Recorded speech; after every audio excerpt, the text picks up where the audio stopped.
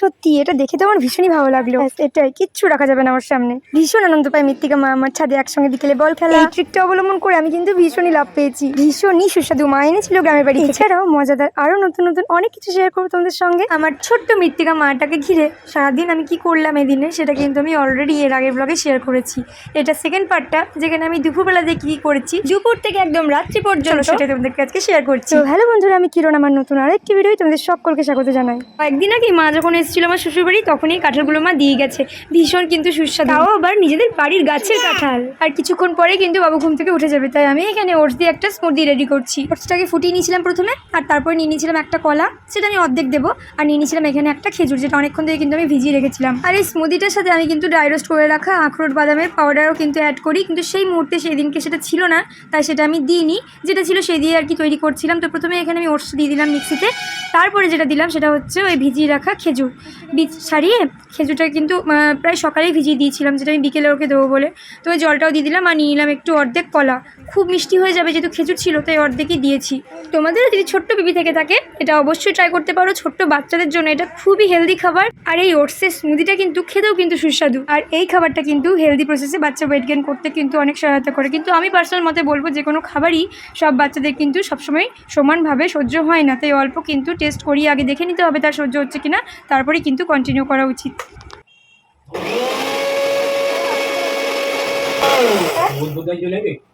না না, ব্যাস ওটসের স্মুদি ডান। কিছুক্ষণ সময় কিন্তু লাগবে না। তার আগে এই জন্য আমি ওটসটা কিন্তু ড্রাই রোস্ট করে নিয়ে গুঁড়ো করে রেখেছিলাম মিক্সিতেই ঠান্ডা করে। তো সেই জন্য ফোটাতেও বেশিক্ষণ সময় লাগেনি, আর এই যে মিক্সিতে পেস্ট করার সময়ও কিন্তু বেশিক্ষণ সময় লাগেনি। ওই খেজুরটার জন্যই আর কি, চিবড়েটা যেহেতু পুরোপুরি মেল্ট হয়ে যায়, সেই জন্য একটু মিক্সিটা 2-3 বার ঘোরাতে হয়েছিল। তো চলো, বাবুকে তো খাইয়ে দাইয়ে এখানে নিয়ে চলে এলাম ছাদে।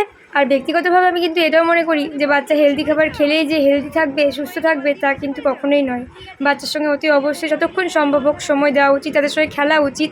ওদের মেন্টালি গ্রোথও কিন্তু খুব ভালো ডেভেলপমেন্ট হয়। তো অবশ্যই আমি কিন্তু সময় করে প্রত্যেক দিন বিকেলে বাবুর সঙ্গে এভাবেই খেলা করি। ওর প্রতিদিনের ছোট্ট ছোট নতুন কিছু শেখাগুলোতে কিন্তু আমি ওর সঙ্গে উৎসাহ দিই, যাতে ও নিজেও আত্মবিশ্বাসী হতে পারে যে আমি কিন্তু পারবো। তবে এটা 100% সত্যি যে সব বাচ্চাদের ডেভেলপমেন্ট কিন্তু সবসময় এক প্রসেসে হয় না, এক সময় হয় না। কেউ কিছু আগে শেখে, আবার কেউ কিছু পরে। তাই আমি মনে করি কখনো কোনো বাচ্চাকে কোনো আরও একটা বাচ্চার সঙ্গে তুলনা করা কখনোই উচিত নয়। বল না বল না বল না, আরে বাবুর কাছে কি চলে গেল রে বলটা?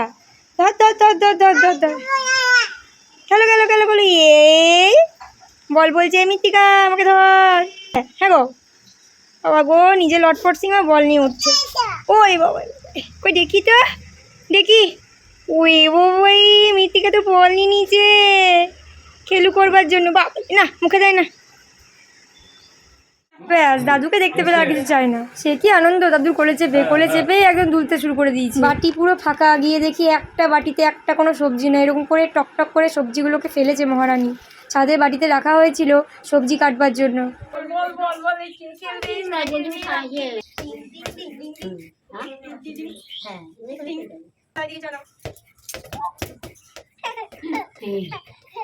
আমি হামা দিয়ে যাবো এদিকে।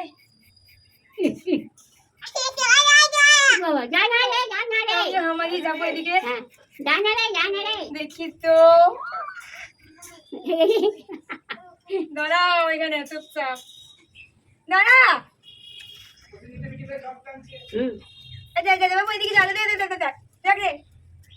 এই খেপি, এই খেপি, যাও ওখানে যাও, ধরো ধরো ধরো ধরো। হ্যাঁ বাবা,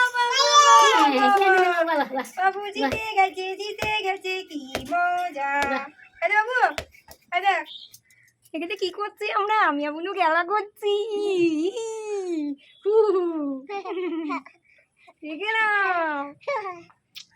প্রতিদিনের মতন ছাদে বিকেলবেলায় মৃত্তিকা আমি অনেক খেলু করলাম। খেলু করে নিয়ে এসে এখানে চলে এলাম রাত্রের ডিনারের প্রস্তুতিতে। তো হচ্ছিল এখানে ভাতের সঙ্গে ছিল তরকারি। তো শাশুড়ি মেয়ে রান্নাবান্না করছিল, আর আমি এদিকে মৃত্তিকা মাকে সামলাচ্ছিলাম। কাজে ব্যস্ত হলে হবে না, কিন্তু সবসময় মৃত্তিকা মায়ের সঙ্গে আমার বকবক করতে হবে। যেই মন সরল অন্যদিকে অমনি প্যাঁপু আরম্ভ। তো সেই জন্য যে যার ডিপার্টমেন্ট অনুযায়ী শাশুড়ি মা ওদিকে রান্নাবান্না করছিলেন, আর আমি এদিকে ছোট্ট মৃত্তিকার সঙ্গে আবার খেলু। এটা হচ্ছে সন্ধ্যের ফাইনাল খেলু। এরপর মৃত্তিকা মা আমার ডিনার করে ঘুমও করবে। অলরেডি কিন্তু ঘুম অল্প অল্প চলেই এসছে মায়ের। আর এই বলটা কিন্তু মৃত্তিকা মাকে তার দিদা রথের মেলায় কিনে দিয়েছে। ঠাকুমা তো অনেকক্ষণ ধরে রান্নাঘরের মধ্যে কি করছে, যাই একটু দেখে আসি। ঠাকুমা মনে হয় রান্না করছে, তো যাই ঠাকুমাকে একটু রান্নাতে সাহায্য করে দিয়ে আসি। চললো মৃত্তিকা মা আমার ঠাকুমার কাছে। আর বাড়ির মধ্যে এই দুটো জায়গা তো মৃত্তিকা মায়ের খুবই প্রিয়, এক হচ্ছে ঠাকুরঘর, 2 নম্বর হচ্ছে রান্নাঘর। তার মাফিক জাসুসি করার জন্য তো প্রচুর জিনিস থাকে না, আবার হাত দিও না বলা যাবে না, যদি বারণ করি তাহলে তো ব্যাস আয় মায় করে তো ঝগড়া শুরু করে দেবে আমার সঙ্গে। অনেক কষ্ট করে অনেক কিছু অবজার্ভ করার পর ওকে শান্ত করে বসিয়ে রাখা একটা দুর্দান্ত ট্রিক পেয়েছি, জানো তো।